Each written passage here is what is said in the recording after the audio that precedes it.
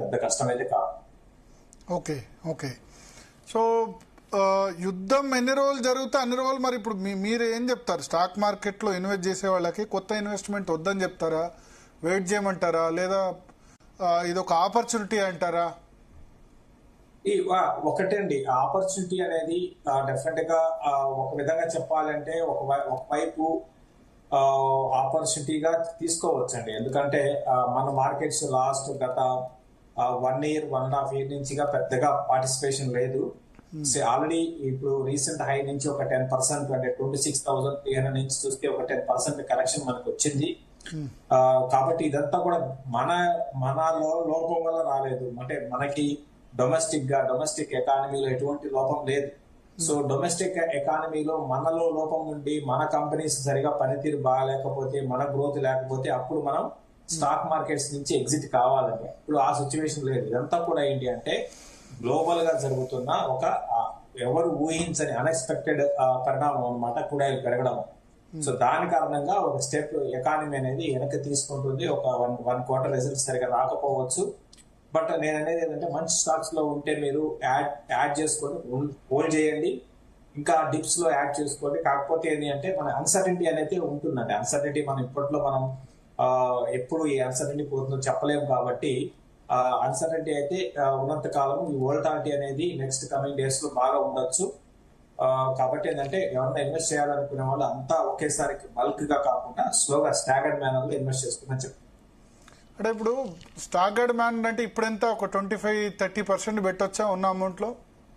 వాళ్ళ దగ్గర ఉంటే 25 పెట్టొచ్చు అండి. ఎందుకంటే కానీ ఇప్పటికే చాలా మంది చితికిపోయి ఉన్నారు, ప్రాఫిట్స్ బుక్ చేసుకోకుండా చాలా మంది ఇంకా రన్అట్ అయిపోయి ఉన్నారు. వాళ్ళకి ఏం అడ్వైజ్ చేస్తారు?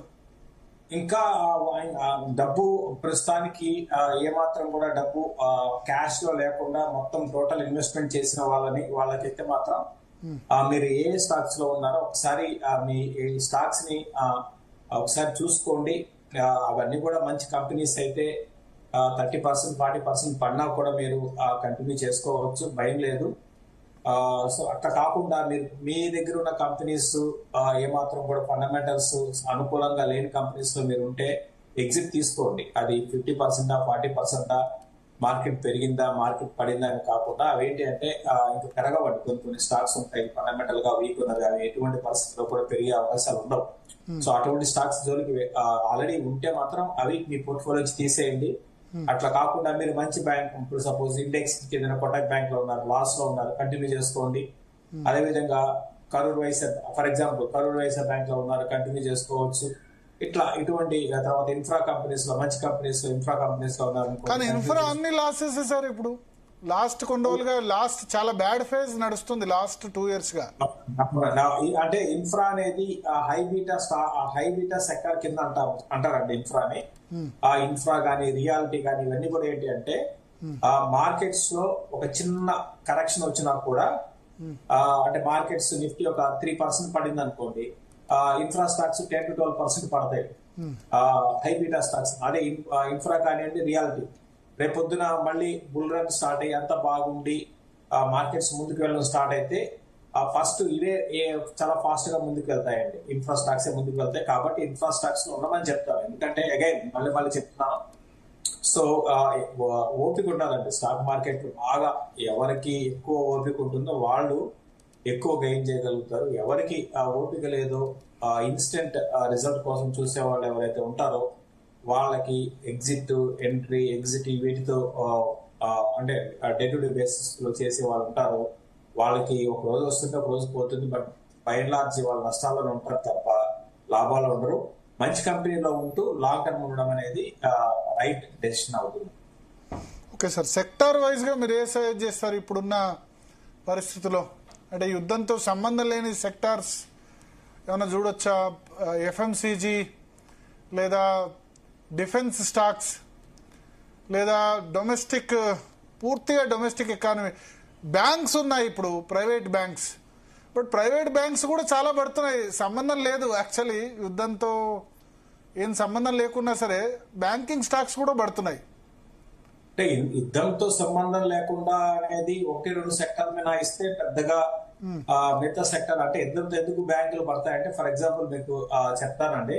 ఇప్పుడు నేను ఒక 2 వీలర్ ఆర్ కారో కొనాలనుకుంటున్నాం అనుకోండి. ఇప్పుడు ఈ విధంగా పెరిగిన సైకలాజికల్ గా ఏం చేస్తాం మనం, కారు కొనం. ఓకే, సో ఒక కారు కొనం పోస్ట్ పోన్ చేసుకుంటాం. అంటే ఈ సైకలాజికల్ అండి అంతా కూడా. సో ఆటోమేటిక్ ఆటోమొబైల్ అనేది ఇండస్ట్రీ అనేది కొంచెం వెనకడుగు వేస్తుంది. ఆటోమొబైల్ అంటే మనం కార్ ఎలా కొంటాం, బ్యాంకులో లోన్ తీసుకొని కొంటాం. కాబట్టి బ్యాంకులకు కూడా ఎఫెక్ట్ ఉంటుందండి. అదే విధంగా కొన్ని సెక్టార్ చెందిన కంపెనీస్ ఏంటి అంటే డిఫాల్ట్ అయ్యే అవకాశాలు కూడా ఉంటాయండి.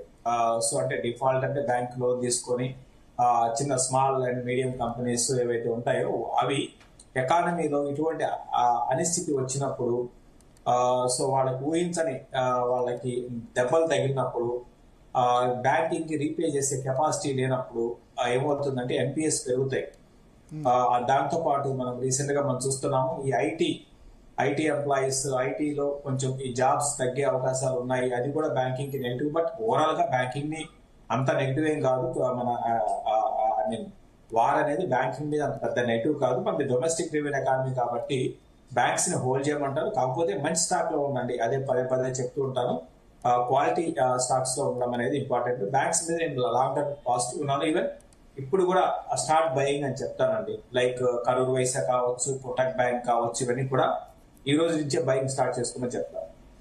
ఓకే, సో సార్ ఇప్పుడు ఐటీ స్టాక్ సంబంధించి మొన్నటి వరకు చాలా కరెక్షన్ కనిపించింది. బట్ లాస్ట్ 2-3 డేస్గా అన్నిటికంటే తక్కువ పడుతుంది ఐటీ స్టాక్స్. ఈ ఇరాన్ ఇజ్రాయెల్ యుద్ధం స్టార్ట్ అయిన తర్వాత మొన్నటి వరకు ఆర్టిఫిషియల్ ఇంటెలిజెన్స్తో దీని పరిస్థితి బాగుందన్నారు. ఇప్పుడు అన్నీ పడుతున్నాయి సెక్టర్స్, కొంచెం తక్కువ ఐటీ పడుతుంది. సో ఈ దశలో ఐటీ ఏమన్నా చూడొచ్చా, చూడరాదా? మీరు ఏ స్టాక్, ఏ సెక్టార్ వైపు మొగ్గు చూపుతారు ఇప్పుడున్న పరిస్థితిలో? అంటే ఐటీ అంటే ఆల్రెడీ ఐటీ అనేది మనం చూసామంటే ఈ యుద్ధానికి ముందే 1 month లోనే దాదాపు ఐటీ మేజర్స్ అన్ని కూడా 20-22-25% కరెక్ట్ అయినాయి. కాబట్టి ఐటీ కంపెనీస్ అన్ని కూడా బాగా కరెక్ట్ అయినాయి. సో దాని కారణంగా ఐటీ కంపెనీస్ లో కొంచెం ఒక లాస్ట్ 2 days గా మార్కెట్ పడుతున్నా కూడా పెద్దగా పడలేదు. బట్ ఐటీ కంపెనీస్ కి ట్రేడింగ్ పరంగా ఏమైనా ట్రై చేయొచ్చేమో. బట్ లాంగ్ టర్మ్ ఉద్దేశం ఉంటే నేను ఐటీ కంపెనీస్ మీకు పదే చెప్తూ ఉంటాను. ఐటీ కంపెనీస్ మీద నేను అంత పాజిటివ్ గా లేనండి. ఎందుకంటే అన్సర్టనిటీ అనేది చూస్తున్నాము, తర్వాత ఆర్టిఫిషియల్ ఇంటెలిజెన్స్ అనేది చూస్తున్నాము, తర్వాత ఏ రోజుకి ఆ రోజు భారీ చేంజ్ టెక్నాలజీలో అసలు ఎవరు ఊహించని చేంజ్ అనేది వస్తున్నాయి, ఇంకా వస్తాయి కూడా. కాబట్టి అంత డైనమిక్ గా మనము స్టాక్ ని ఐడెంటిఫై చేయలేము. అంటే అటువంటి కొత్త టెక్నాలజీ కావచ్చు, కొత్త స్టాక్ కావచ్చు, కొత్త కంపెనీని మనం ఐడెంటిఫై చేయలేము. కాబట్టి బెటర్ ఏంటంటే ఐటీకి కొంచెం దూరంగా ఉండడం చాలా వరకు బెటర్. ఓకే, సో ఏ సెక్టార్ ను మీరు సజెస్ట్ చేస్తారు ఈ సమయంలో? అంటే అగైన్ సో దాదాపు అన్ని సెక్టార్లు ఈ మధ్య లాస్ట్ ఒక కొన్ని రోజుల్లో పడుతున్నాయి. మరీ ముఖ్యంగా లాస్ట్ 1 week నుంచి ఈ వార్ రిలేటెడ్ గా దాదాపు అన్ని క్రాష్ ఎక్కువని చెప్పాలి. సో నేను అనుకోవడము ఆటోమొబైల్ సెక్టర్ ఒకటి, రేపు పొద్దున మార్కెట్ స్ట్రాంగ్ గా బౌన్స్ అయ్యే వాటిలో ఫస్ట్ ఆటోమొబైల్ ఒకటి ఉంటుంది, బ్యాంకింగ్ ఒకటి ఉంటుంది, ఎన్బిఎఫ్సిస్ ఉంటాయి. సో ఇటువంటి తర్వాత ఇన్ఫ్రా కూడా చాలా మంది ఇన్ఫ్రాని ఇగ్నోర్ చేస్తున్నారు. బట్ మీరు మీ ఉద్దేశం ఒక 4-5 ఏళ్ళుగా ఉండగలిగితే ఇన్ఫ్రాకి నేను పాజిటివ్ గా ఉన్నాను. రీసెంట్ గా మనం చూసాం బడ్జెట్ లో కూడా అంటే మరీ ముఖ్యంగా హైవే మీద అటు సెంట్రల్ గవర్నమెంట్ చాలా పాజిటివ్ గా ఉంది. హైవే రిలేటెడ్ ప్రాజెక్ట్స్ కి ఫండింగ్, తర్వాత టైం లైన్, ఇవన్నీ మనం చూస్తున్నామంటే త్వరగా